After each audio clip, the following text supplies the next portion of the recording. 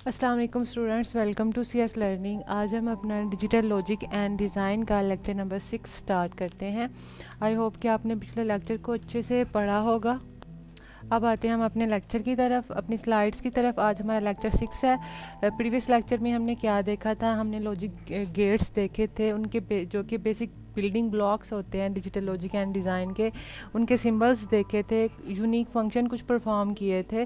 उसके बाद उनके ट्रुथ टेबल बना के हमने देखा था, और उसके अलावा उनके एक्सप्रेशन, उनकी टाइमिंग डायग्राम जो कि हर गेट की डिफरेंट थी। आपने देखा था कि एंड गेट के लिए हम दो इनपुट लेते हैं और एक हमारे पास आउटपुट होता है, और उसमें हम लोग मल्टीप्लिकेशन कर रहे होते हैं, और गेट के अंदर हम लोग प्लस जो है वो फंक्शन परफॉर्म करते हैं। इसमें भी दो इनपुट होते हैं और एक आउटपुट होता है, और नॉट गेट के अंदर एक ही इनपुट होता है और एक ही आउटपुट होता है, जो कि एक दूसरे के ऑपोजिट होते हैं। उसके अलावा हमने and gate enable disable devices देखी थी, और गेट का देखा था कि ये किसी भी कार के डोर का जो अलार्म सिस्टम होता है वो आर गेट के मुताबिक बना हुआ होता है। उसके बाद हमने इनके कॉम्प्लीमेंट्स देखे थे। उसके अलावा हमने नैंड गेट थोड़ा सा देखा था। नैंड गेट कैसे बनता है? नॉट और एंड गेट के कम्बिनेशन से बनता है, और उसका सिंबल हम इस तरह से शो करते हैं, और यूनिवर्सल नैंड गेट वो बन जाता है। उसके बाद हमने नॉर गेट देखा था, जो कि नॉट और आर गेट के कम्बिनेशन से बनता है, और उसका सिंबल ये है। ठीक है वो नॉट आर गेट ही, लेकिन उसके ऊपर हमने नॉट लगा दिया, ये लाइन लगा दी, जिससे वो हमारे पास नॉर गेट बन जाता है। अब नेक्स्ट हम लोग नॉर नैंड गेट को जो है वो जॉर गेट को एक्सटेंड होके देखते हैं कि क्या इनका कॉन्सेप्ट है और किस तरह से ये काम करते हैं। जो हमारे पास नॉर गेट है वो और गेट के ओपोजिट काम करता है।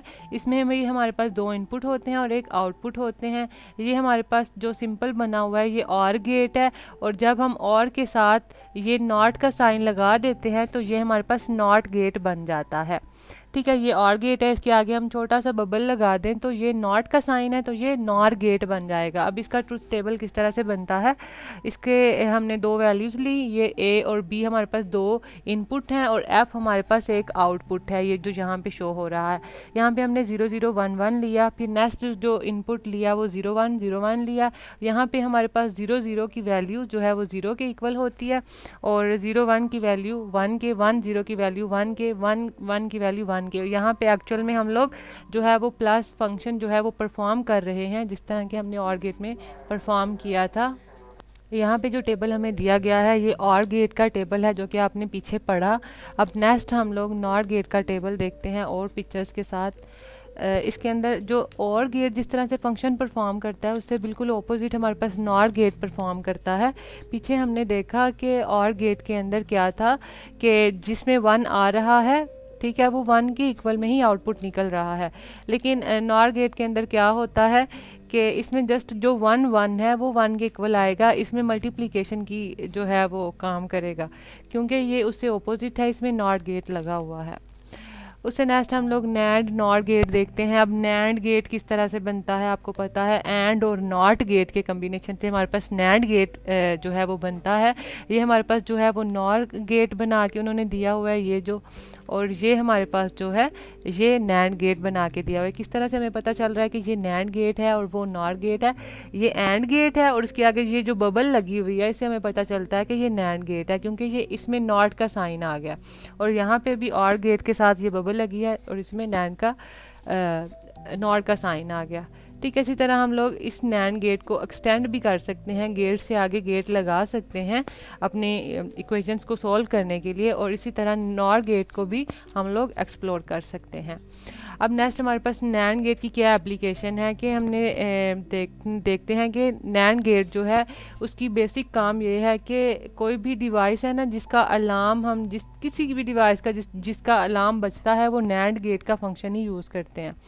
ठीक है, नैंड गेट जो है वो किसी भी चीज़ के अलार्म, ये हमारे पास जो नैंड गेट लगा हुआ है ये अलार्म की डायग्राम बनी हुई है। एक्चुअल में इसका आपने क्या याद करना है कि जो नैंड गेट की एप्लीकेशन है वो किसी भी डिवाइस के अलार्म जो है वो बचता है इसकी वजह से।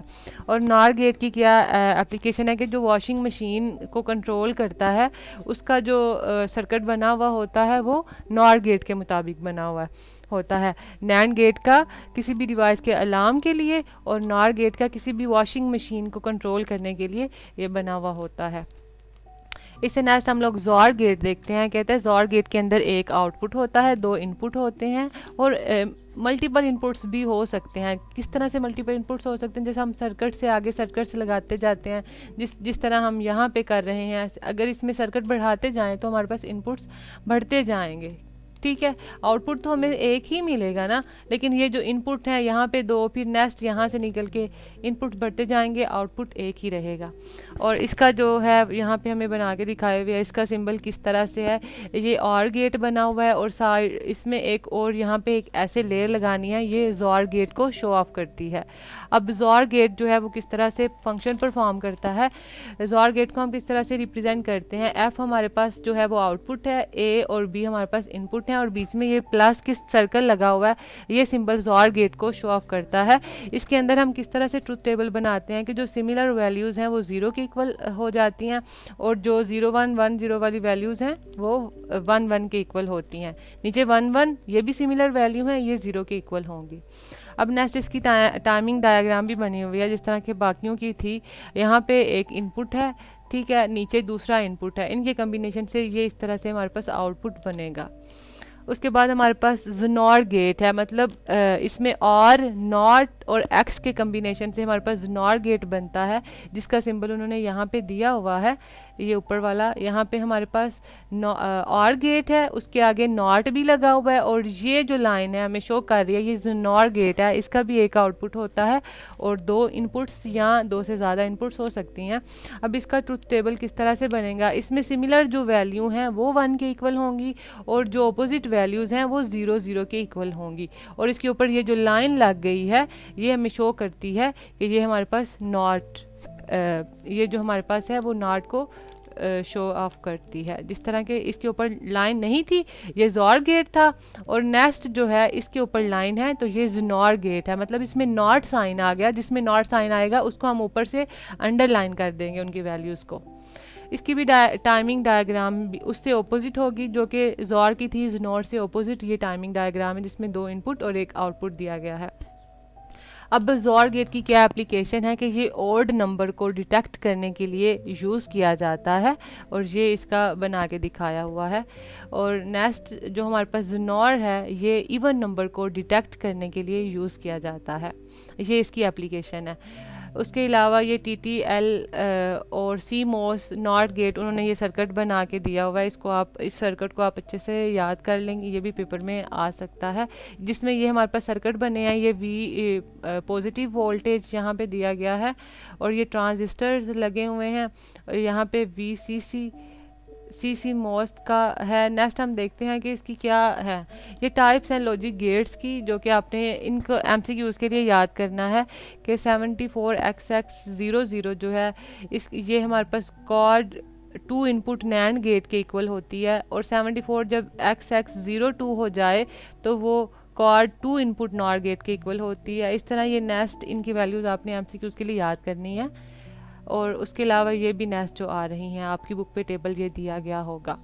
अब यहाँ पे उन्होंने बताया गया कि लॉजिक गेट इंटीग्रेटेड सर्किट भी बनाते हैं। इंटीग्रेट मतलब आपस में इकट्ठे होके एक बड़ा सर्किट सा बना देते हैं जो कि इन्होंने यहाँ पे बनाया हुआ है, ठीक है। इसमें हमारे पास दो इनपुट नैंड गेट दिए गए हैं, एंड गेट दिए गए हैं, यहाँ पे हमारे पास दो इनपुट और गेट दिए गए हैं, ठीक है, क्योंकि इनके दो इनपुट हैं और एक आउटपुट में ये सर्किट निकल रहे हैं। नीचे हमारे पास जस्ट नॉट गेट है और यहाँ हमारे पास नैंड गेट के एक से ज़्यादा गेट्स मिला के उनको इंटीग्रेट किया गया है आपस में।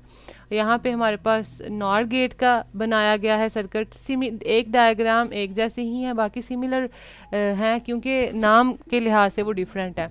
जॉर गेट है, ये जॉर गेट का सिंबल है, इसमें अब 4 गेट्स को इकट्ठा करके इंटीग्रेट कर दिया गया। जनॉर गेट के अंदर भी इसी तरह से किया गया है। उसके बाद हमारे पास इंटीग्रेटेड सर्किट में कौन कौन से सर्किट्स आते हैं, CMOS, TTL, ECL, PMOS उसके बाद एन मोस और E2C मोस। अब हमारे ये चीज़ें आपने ये नाम आपने याद करने हैं, ठीक है। ये इंटीग्रेटेड सर्किट्स के नाम हैं। सी मोस का क्या एब्रीवेशन है कि सी का मतलब है कम्प्लीमेंट्री, एम का मेटल, ओ का ऑक्साइड लॉजिक, ठीक है। ये भी एमसीक्यूज़ के लिहाज से आपने याद कर लेना है, शॉर्ट क्वेश्चन भी आ सकता है इनके नाम। उससे नेक्स्ट हम लोग अब देखते हैं कि इनके करेक्टरिस्टिक्स क्या हैं। ये जो गेट्स हमने पढ़े हैं इनके ऑपरेशनल करेक्टरिस्टिक्स क्या हैं। सबसे पहले ये तो डीसी सप्लाई वोल्टेज प्रोवाइड करती है, नॉइज़ मार्जिन को मैनेज करती है। नॉइज़ का मतलब होता है ना शोर के मार्जिन को। और पावर सप्लाई का क्या मतलब है कि ये डीसी पावर का क्या डीसी वोल्टेज का सप्लाई का मतलब है कि ये वोल्टेज देती है, पॉजिटिव या नेगेटिव। और पावर डिसिपेशन की जो पावर इसको मिल रही है, जो करंट इसको मिल रहा है किस तरह से, उसके बाद किस फ्रीक्वेंसी में इसका रिस्पॉन्स हमें मिलता है, वापस में फीडबैक हमें क्या मिलता है। और लास्ट पे हमारे पास ये फ़ैन आउट, ये इसके करेक्टरिस्टिक्स हैं, ऑपरेशन करेक्टरिस्टिक्स। आई होप कि आपको अच्छे से समझ में आया होगा। फिर भी कोई क्वेश्चन, कोई कन्फ्यूजन हो, विदाउट एनी हेजिटेशन आप कमेंट सेक्शन में पूछ सकते हैं। बाकी दुआओं में याद रखें। अल्लाह हाफिज़।